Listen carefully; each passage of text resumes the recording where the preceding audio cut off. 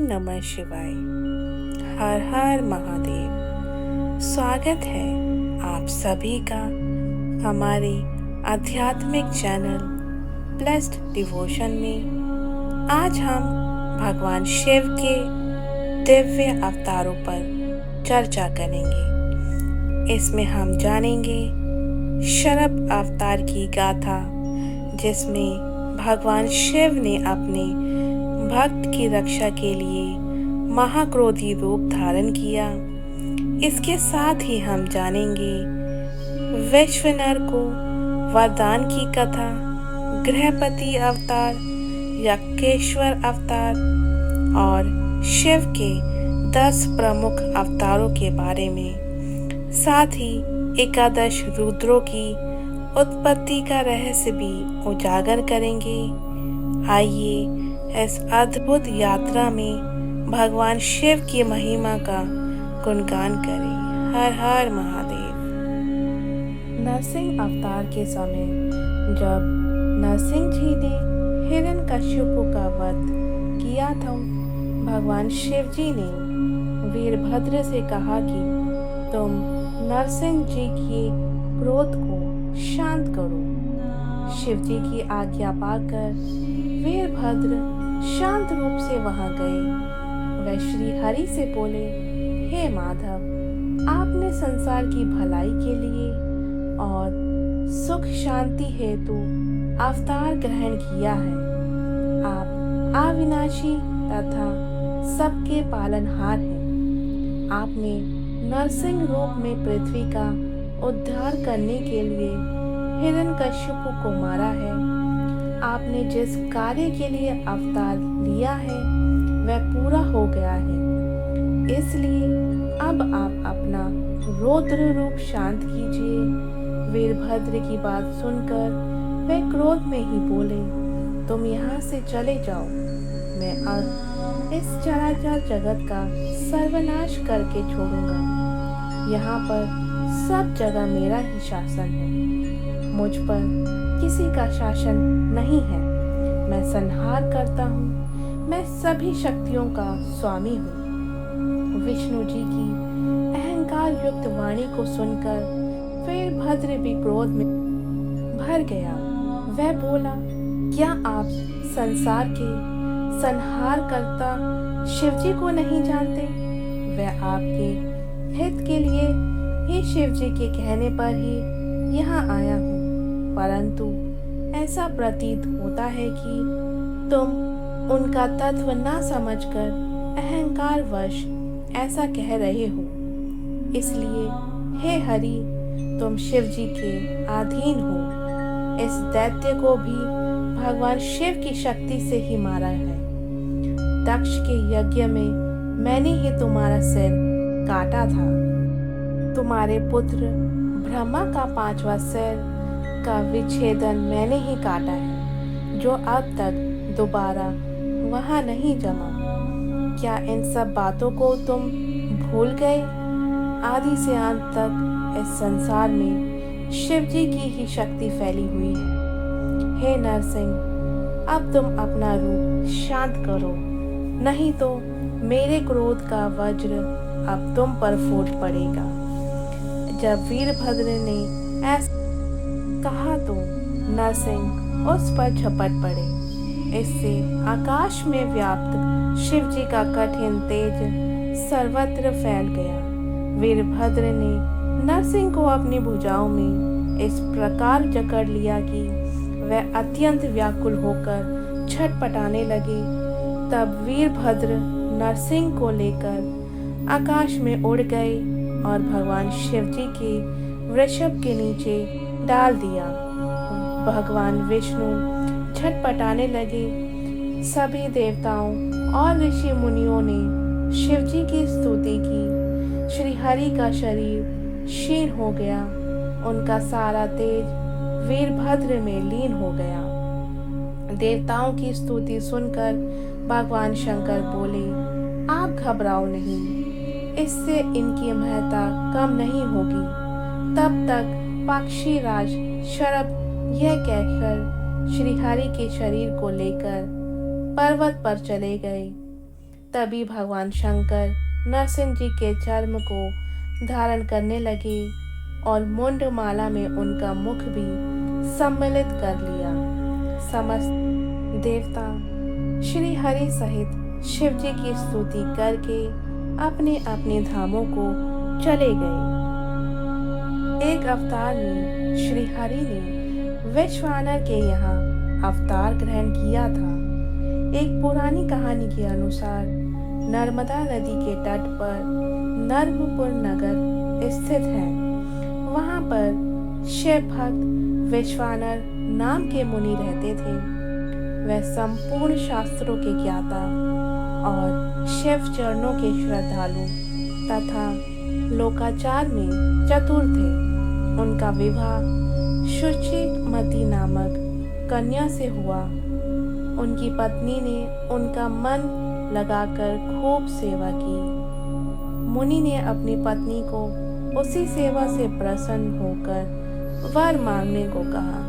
पत्नी बोली, मुझे शिव जी के समान पुत्र चाहिए। मुनि वैश्वानर ने पत्नी से कहा, इस वरदान के लिए मैं भगवान शिव जी की तपस्या करूंगा और उनसे वरदान पाकर तुम्हारी इच्छा को पूर्ण करूंगा। तुम्हारी इच्छा अवश्य पूरी होगी। मुनि वैश्वानर काशी नगरी में मणिकर्णिका घाट पर तप करने लगे। 1 वर्ष तक जप करने के पश्चात 13वें माह में वह गंगा जी में स्नान करने के पश्चात लिंग की पूजा करने लगे। उन्होंने वहां लिंग के मध्य में एक 8 वर्षीय बालक को देखा। वह बालक बहुत ही सुंदर पीली जटा धारण किए, मुकुट लगाए, नग्न अवस्था में था। वह बालक धीरे धीरे मुस्कुराता हुआ मुनि को देख रहा था। उस बालक की सुंदरता को देखकर मुनि के हर्ष की कोई सीमा ना रही। उन्होंने रोमांचित होकर बालक को प्रणाम किया और उसकी स्तुति करने लगे। स्तुति करने पर बालक ने मुनि वैश्वानर से कहा, हे मुनिवर, तुमने जो अपनी पत्नी शुचिमती से पुत्र का विचार किया है वह अवश्य पूर्ण होगा। मैं ही उसके गर्भ से जन्म लूंगा। मेरा नाम गृहपति होगा। इस प्रकार मुनि को वरदान देकर वह बालक अंतर्ध्यान हो गया। मुनि भी शिव जी का स्मरण करते हुए प्रसन्न मन से घर को चले गए। गृहपति अवतार। मुनि वैश्वानर ने घर आकर अपनी पत्नी को सब समाचार सुनाए। समय आने पर उनकी पत्नी गर्भवती हो गई। शुभ लग्न शुभ योग में चंद्रमा के समान सुंदर बालक का जन्म हुआ। अप्सराएं नृत्य करने लगी। भारद्वाज, वशिष्ठ, पुलह, अत्रि, कात्यायन, शंख, शिलाद, व्यास, अंगिरा, दक्ष, वाल्मीकि आदि ऋषि तथा मुनि कन्याएं वैश्वानर मुनि के यहाँ शांति का पाठ करने पधारे। बहुत भारी महोत्सव मनाया गया। बालक का नाम गृहपति रखा गया। सभी जन शिव भक्त वैश्वानर दंपति की प्रशंसा करने लगे। मुनि वैश्वानर ने समय समय पर उसके सब संस्कार किए और वेदांग में पारंगत कर दिया। बालक की 9 वर्ष की आयु होने पर उसे देखने नारद जी पधारे। नारद जी ने बताया कि इस बालक को 12वें वर्ष में बिजली और अग्नि से भय है। नारद जी की बातों को सुनकर मुनि वैश्वानर और पत्नी शुचिमती को महान दुख हुआ और दोनों रोने लगे। माता पिता को रोता देखकर बालक गृहपति ने उनसे रोने का कारण पूछा। इस पर बालक बोला, हे माता पिता, आपके चरणों के प्रताप से मुझे कोई विघ्न तो क्या काल भी नहीं मार सकता। आप चिंता करनी छोड़ दीजिए। मैं मृत्युंजय मंत्र का जाप करके अपनी रक्षा स्वयं कर लूंगा। बालक की बात सुनकर माता पिता को ढांढस बंधा और कहने लगे, हे वत्स, मृत्युंजय मंत्र से समस्त विघ्नों का नाश हो जाता है। बालक गृहपति ने माता पिता के चरणों की वंदना की और काशी जाकर गंगा में स्नान करके भगवान शिवजी की पूजा की। शिवलिंग की पूजा करने से उसे भारी संतोष प्राप्त हुआ।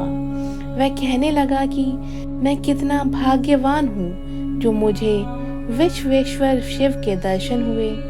नारद जी के कथन के कारण मेरा भाग्य उदय कर दिया। गृहपति ने वहां पर एक और शिवलिंग की स्थापना की तथा कठोर नियमों का पालन करते हुए 108 घड़ों से शिवलिंग को स्नान कराया। इसके पश्चात नील कमलों की माला अर्पण करता। नारद जी के वचनों को सत्य करने के लिए 12वें वर्ष में इंद्र वज्र लेकर गृहपति के पास आए।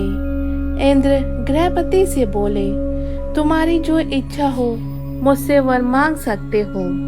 परंतु गृहपति ने मधुर वाणी में उनकी स्तुति करते हुए कहा, मुझे आपसे वरदान नहीं लेना है, मैं तो केवल शिवजी से वरदान प्राप्त करूंगा। इंद्र ने कहा, शिवजी मेरे से ही बढ़कर नहीं है, तुम लड़कपन छोड़कर वरदान मांग लो, क्योंकि मैं सब देवताओं का स्वामी हूँ, अतः शीघ्रता पूर्वक वर मांग लो। बालक गृहपति ने कहा, मैं केवल शिवजी से ही वरदान चाहता हूँ। इस पर इंद्र ने उसे वज्र से डराया। बालक बिजली से युक्त वज्र को देखकर मूर्छित हो गया। बालक के मूर्छित होते ही भगवान शंकर पार्वती सहित वहां पर प्रकट हो गए। उन्होंने अपने स्पर्श से बालक गृहपति को सचेत किया और बोले, डरो मत, इंद्र को तुम्हारी परीक्षा लेने के लिए मैंने ही भेजा था। तुम मेरे भक्त होने के कारण तुम्हारा कोई बाल भी बांका नहीं कर सकता। तुम्हारे द्वारा स्थापित शिवलिंग के तेज से कोई भी ठहर नहीं सकता। ये अग्निश्वर महादेव सदैव बिजली और अग्नि से रक्षा करते रहेंगे। इतना कहकर भगवान शिव उसी लिंग में अंतर्ध्यान हो गए। यक्ष ईश्वर अवतार। समुद्र मंथन के समय उससे विष निकलने पर सभी देवता व राक्षस घबरा गए और शंकर जी को अवगत कराया। दयालु शिव जी ने उस विष को अपने कंठ में धारण कर लिया। तब से वे नीलकंठ कहलाने लगे। समुद्र मंथन में इसके बाद अनेक रत्न और अमृत निकला। उस अमृत को केवल देवताओं ने ही पान किया, राक्षसों को अमृत नहीं दिया गया। इससे दोनों पक्षों में घमासान युद्ध प्रारंभ हो गया। राहु के डर से चंद्रमा शिव की शरण में पहुंचा। शिव जी ने चंद्रमा को अपने मस्तक पर धारण कर लिया। इस देव दानवों के युद्ध में अमृत पान करने के कारण देवता विजयी हुए। इससे देवों में भारी अहंकार हो गया। वह दैत्यों के बल को क्षुद्र मानकर अपने पराक्रम की प्रशंसा में लीन हो गए। उनका अहंकार दूर करने के उद्देश्य से शिवजी यक्ष का रूप धारण कर उनके पास आए। देवताओं से कहा, अब तुम यहाँ रुक कर क्या विचार कर रहे हो? सभी देवता गर्व में भरकर बोले, हमने दैत्यों को परास्त कर दिया है। हम विचार कर रहे हैं कि हमारे आगे दैत्यों का बल नगण्य है। इस पर यक्ष बने शिवजी ने कहा, तुम्हारा अभिमान झूठा है। तुम्हें विजय दिलाने वाला कोई दूसरा है। तुम अपने प्रभु शिव शंकर को भूल गए हो। यदि तुम्हें अपने बल पर इतना ही अभिमान है तो मैं इस तिनके को यहाँ रोप देता हूँ। तुम इसे ही उखाड़ कर दिखा दो या अपने अस्त्र शस्त्रों से इसे काट दो। उनसे इतना कहकर यक्ष के एक तिनका रोप दिया। विष्णु, इंद्र आदि सभी देवताओं ने अपने अपने अस्त्रों का प्रयोग किया, परंतु कोई भी सफल न हो सका। इसके बाद आकाशवाणी सुनाई दी कि हे देवताओं, तुम्हारे सम्मुख जो यक्ष खड़े हैं ये वास्तव में स्वयं भगवान भोलेनाथ हैं, जो तुम्हारे मिथ्या गर्व को नाश करने के लिए आए हैं। यह सुनकर सभी आश्चर्य में पड़ गए और यक्षेश्वर महादेव जी की स्तुति करने लगे। शिव 10 अवतार। शिव जी के अवतारों में 10 अवतार प्रमुख माने जाते हैं। उनमें से पहला अवतार महाकाल का माना जाता है। महाकाल की शक्ति महाकाली है। दूसरा अवतार तारा का है, जो सेवकों को सुख देने वाला है। तीसरे अवतार का नाम भुवनेश्वर है, जो अभिष्ट फल प्रदान करने वाला है। इस अवतार की शक्ति बाला भुवनेश्वरी को माना जाता है। चौथा अवतार विदेश की षोडशी शक्ति है, जो भक्तों को सुख शांति प्रदान करती है। पांचवें अवतार का नाम भैरव है। उनकी भैरवी शक्ति उपासकों की मनोकामनाएं पूरी करती हैं। छठा अवतार छिन्नमस्ता का है। सातवां अवतार शंभु का ध्रुमवान नामक अवतार है। इसकी धूमावती नामक शक्ति उपासकों को फल प्रदान करने वाली है। आठवां अवतार का नाम बगुला मुख है, जिसकी शक्ति बगुला मुखी है। नवा अवतार का नाम मातंग है। इस अवतार की शक्ति मातंगी है। शिवजी का 10वें अवतार का नाम कमल है। इसकी शक्ति बाला भुवनेश्वरी है। एकादश रुद्रों की उत्पत्ति।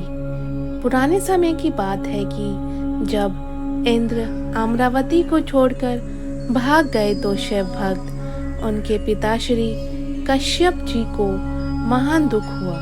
वह इंद्र को धैर्य देखकर शिव जी की काशी नगरी में ले आए। वहां आकर गंगा जी में स्नान किया तथा शिव जी का दर्शन करके पूजन किया। इसके बाद काशी में शिवलिंग की स्थापना करने हेतु चिरकाल तक तपस्या की। शिव जी उनकी तपस्या से प्रसन्न हुए। शिव जी ने कश्यप जी से वर मांगने को कहा। कश्यप जी ने कहा, मैं अपने पुत्रों से दुखी हूँ, कोई ऐसा उपाय दीजिए जिससे मैं सुखी हो जाऊं। मुझे ऐसा वर प्रदान कीजिए कि भविष्य में और पैदा होने वाले पुत्र देवताओं और दानवों को कष्ट न पहुंचाएं। भगवान शिव जी तथास्तु कहकर अंतर्ध्यान हो गए। इसके बाद भगवान शिव जी अपना वचन पूरा करने हेतु कश्यप से सुरभि में प्रकट हुए। बड़ा भारी उत्सव मनाया गया, मानो सभी शिवमय हो गए हों। उसी समय शिव जी के निम्न अवतार हुए कपाली, पिंगल, भीम, विरूपाक्ष, विलोहित, शास्ता, अज्ञपाद, अपिबुद्धू, शंभु, चंड तथा भाव। उपरोक्त सभी साक्षात रुद्र के रूप हैं तथा सुख के सागर हैं। इन एकादश रुद्रों ने देवताओं की भलाई के लिए युद्धों में असंख्य दैत्यों का संहार किया था। दुर्वासा चरित्र। महर्षि अत्रि जी ने अपने पत्नी अनुसुईया के साथ ब्रह्मा जी के कहने पर पुत्र प्राप्ति के लिए शिव जी की आराधना की। दोनों पति पत्नी ने श्रभ पर्वत विंध्याचल के पास नदी के तट पर बैठकर घोर तपस्या करने लगे। उनके शरीर से तीक्ष्ण अग्नि की ज्वाला प्रकट हुई। इस ज्वाला से तीनों लोग भस्म होने लगे। सब ऋषि, मुनि, इंद्र, देवता मिलकर ब्रह्मा जी के पास गए। उनसे अपना दुख निवेदन किया। ब्रह्मा जी सबको भगवान शंकर के पास ले गए। सबने भगवान शंकर की स्तुति की। इसके पश्चात उनसे अग्नि के तेज का वर्णन करके उससे उत्पन्न दुखों का वर्णन किया। त्रिदेव ब्रह्मा विष्णु महेश तीनों बैठकर विचार विमर्श करने लगे। इसके बाद त्रिदेव अत्रि ऋषि को वर देने के लिए उनके पास गए। अत्रि ऋषि ने त्रिदेवों को पहचान कर उनकी स्तुति की। त्रिदेवों ने अपनी अभिन्नता प्रकट कर अंश से पुत्र होने का वर दिया। इस कारण अत्रि मुनि को अनुसुईया से 3 पुत्र प्राप्त हुए। ब्रह्मा के अंश से चंद्रमा, विष्णु के अंश से दुर्वासा हुए। दुर्वासा जी ने अनेक चरित्र निर्वाह किए हैं। राजा अम्बरीश ने उनकी परीक्षा लेनी चाहिए थी। इससे दुर्वासा जी क्रोध में भरकर श्राद्ध देने लगे। सुदर्शन चक्र ने दुर्वासा का पीछा किया, परंतु आकाशवाणी द्वारा चक्र को रोक दिया गया। दुर्वासा को शिव जी का स्वरूप समझकर अम्बरीश ने स्तुति की तथा विधिवत भोजन कराया। एक बार दुर्वासा जी ने भगवान श्री रामचंद्र जी की परीक्षा ली। काल रूप दुर्वासा ने रामचंद्र जी से प्रतिज्ञा करा ली थी कि हमारे दोनों के संवाद में कोई अन्य नहीं आए, परंतु लक्ष्मण जी वहां आ गए। इससे रामचंद्र जी ने अपने प्रण के अनुसार अपने प्रिय भाई को त्याग दिया था। इससे दुर्वासा जी अति प्रसन्न हुए। इसी प्रकार दुर्वासा जी ने भगवान श्री कृष्ण की भी परीक्षा ली थी। दुर्वासा जी भगवान श्री कृष्ण के यहाँ भोजन करने हेतु आए। भगवान श्री कृष्ण ब्राह्मण भक्त हैं, ऐसा समझकर उन्होंने भगवान श्री कृष्ण की परीक्षा ली। भगवान श्री कृष्ण ने रुक्मणी के साथ रथ में जुतकर उन्हें बिठाकर चलने लगे। दुर्वासा जी ने वरदान दिया कि तुम्हारे शरीर के अंग वज्र की तरह हो जाएं। एक बार दुर्वासा जी जल में नग्न होकर नहा रहे थे। द्रौपदी ने अपनी साड़ी को फाड़कर उन्हें शरीर ढकने को दी। वह साड़ी का टुकड़ा जल में बहता हुआ दुर्वासा जी के पास पहुंच गया। उस वस्त्र से दुर्वासा जी ने अपने गुप्तांग ढक लिए तथा द्रौपदी को साड़ी के बदले का वरदान दिया। इस वरदान से द्रौपदी ने पांडवों की लाज रखी थी। इस प्रकार उन्होंने अनेक चरित्र किए हैं। हनुमान अवतार। जब विष्णु भगवान ने मोहिनी रूप धारण किया था तो शिव जी मोहिनी के रूप पर मोहित हो गए थे। इससे उनका वीर्य स्खलित हो गया। सप्तऋषियों ने उस वीर्य को पत्ते पर स्थापित कर गौतम की पुत्री में रामचंद्र जी के हित के लिए स्थापित कराया। इस वीर्य से केशरी के शंकर सुवन हनुमान जी का जन्म हुआ। वे वानर रूप में महापराक्रमी थे। उन्होंने बाल्यकाल में सूर्य को एक मधुर फल समझकर अपने मुंह में रख लिया था, परंतु देवताओं की विनती करने पर सूर्य को छोड़ दिया था। देवताओं ने हनुमान जी को शिव जी का अवतार समझकर अनेकों वरदान दिए। सूर्यदेव से उन्होंने अपनी विद्याएं ग्रहण की। माता की आज्ञा से सूर्य के अंश से उत्पन्न सुग्रीव से मित्रता की। वह सुग्रीव के मंत्री बनकर रहे। श्री राम की जब सुग्रीव से मित्रता हो गई तो वह श्री राम के कार्य के लिए लंका में सीता जी की खोज में गए। माता जानकी का लंका में पता लगाकर लंका को जलाकर अपने प्रभु श्री रामचंद्र जी के पास पधारे। इसके पश्चात श्री रामचंद्र जी के साथ वानर सेना लेकर लंका पर आक्रमण किया।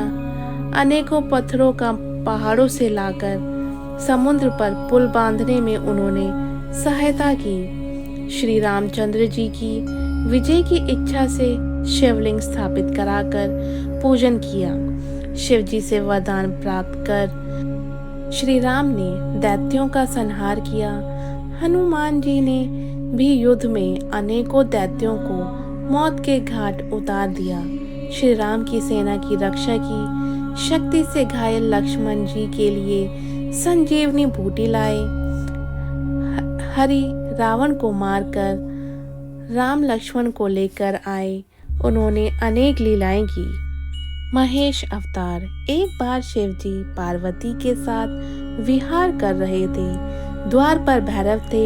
लीला विहार से उन्मुक्त होकर पार्वती जी बाहर जाने लगी तो भैरव ने विहार युक्त मन से उन्हें स्त्री के भाव से देखा तथा बाहर जाने से रोका।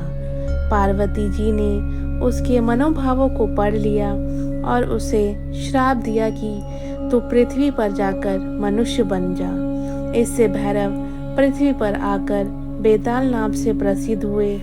शंकर पार्वती भी स्नेहवश पृथ्वी पर अवतरित हुए। उस समय शंकर जी का नाम महेश हुआ और पार्वती का नाम शारदा पड़ा। इस प्रकार शिव जी ने अपनी लीलाएं की। इस प्रकार हमने आज शिव महापुराण के इन अद्भुत अवतारों की गाथाओं को समझा और भगवान शिव की अनंत महिमा का अनुभव किया। शरभ अवतार विश्वनाथ को दिए गए वरदान, गृहपति और यक्षेश्वर अवतार के साथ शिव के 10 अवतार और 11 रुद्रों की उत्पत्ति ने हमें यह सिखाया कि शिव ही संहारक और सृजनकर्ता दोनों हैं। आशा करती हूँ कि आपको ये वीडियो पसंद आई होगी। अगर आपको ये वीडियो पसंद आई है तो इसे लाइक और शेयर करना ना भूलें। साथ ही हमारे चैनल को सब्सक्राइब करें और बेल आइकन को दबाएं ताकि आप ऐसे ही और भी अद्भुत अध्यायों को सुन सकें। अगली वीडियो में फिर मिलते हैं। भगवान शिव की कृपा आप सभी पर बने रहे। हर हर महादेव। ओम नमः शिवाय।